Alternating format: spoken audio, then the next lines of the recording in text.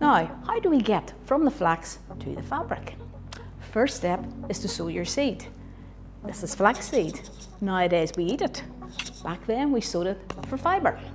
It was sown in March with a system called broadcasting, where you broadcast by hand far and wide. How we get radio waves. It bloomed in June, the wee blue blossom. We used to have over 100,000 acres of flax sown, so when June time it looked like lakes and rivers all over the countryside. 100 days later, the end of August, it was ready to harvest. And what we did was pull the flax out of the ground. Flax was always pulled because the fibre goes right down to the root. This is a very hard, harsh commodity. This is a beet, 12 beets made a stook, and the people got paid a shilling or 5p a stook. Back-breaking work for very little pay. The next step was to ripple it, and rippling meant combing the flax through homemade rakes to get the seed out. Nowadays we eat flaxseed, it's very good for us. Back then we made it into cattle cake, very healthy cows.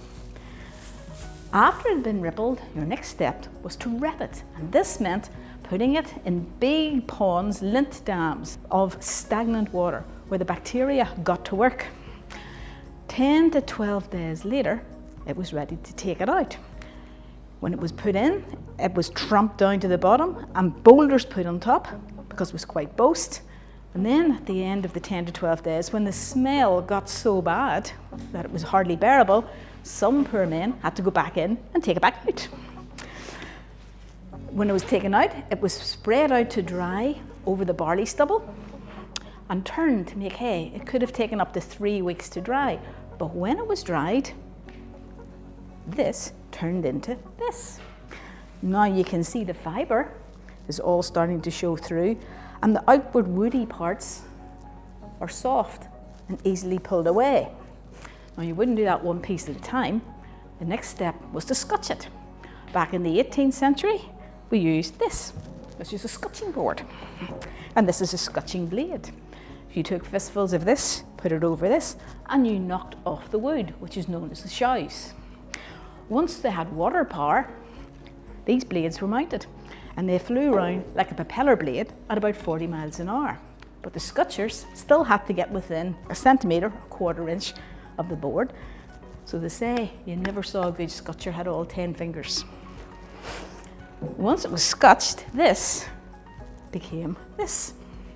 Scotch flax, we're nearly there. The next step was the most important and the most skilled. It was called hackling.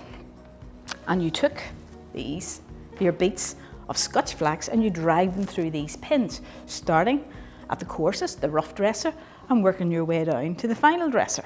Now, for this job, you had to serve an apprenticeship, anything up to 7 years. It was a very well-paid job with high status. You got paid more than a weaver, but it was also very dangerous. And it was nothing to do with the sharpness of these spikes, but to do with the dust or the pus, as it's known, as you're breathing in 14 hours a day with no mask. You had a very short working life, 15 years. Most hacklers were dead by 35 to 40. They knew this, but they did it anyway because they got well paid. Once you had it hackled, it looks like this, and then you're ready to spin it on the wheel.